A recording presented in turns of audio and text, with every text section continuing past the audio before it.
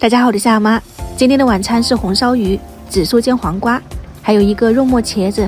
买的一整条草鱼大概有3斤重左右，一次性吃不完，我们分成2部分，一部分今天给它红烧，另外一部分把水分擦干净，然后加入大概就是比平常要稍微多一点的食用盐，再加一点米酒、辣椒粉跟生姜，给它抓捏均匀来做腌鱼。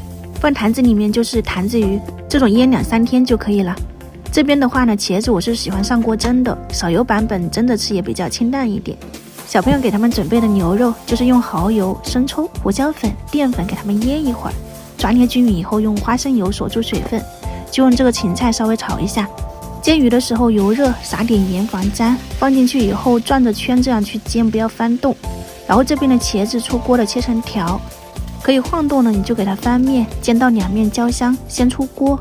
留下底油，放入姜末、小米辣、蒜末、辣椒酱，你可以用那个火锅底料或者是烤鱼料、豆瓣酱都可以。我用的是香辣酱，还加了一点13香。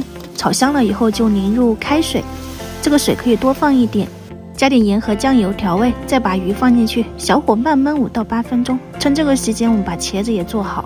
这边的话呢，就是用砂锅把肉末炒到变色，放了一点蒜末、黄豆酱。炒香了加入一点点这个剁辣椒哈，我没有加太多，就是小朋友可以吃。然后就是盐和酱油，淋入开水，再把茄子放进去哈，一起煮。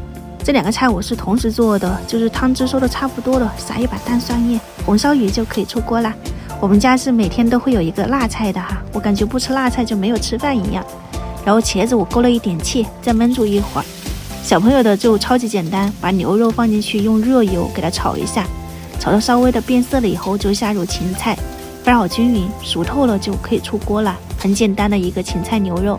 最后一个菜就是湘菜馆里面都会有的紫苏煎黄瓜，黄瓜稍微的下油锅里面煎一下，紫苏就是买鱼的时候会送一点，切成丝，下入蒜末一起煎到焦香了以后，就下入紫苏，淋上盐和生抽，大火翻炒，像这样子有一点软了就可以出锅了，太软了就不好吃了，这种带一点脆感。今天的4个菜供大家参考，喜欢的朋友可以在家里面去试一下。我先开吃啦，我们明天再见。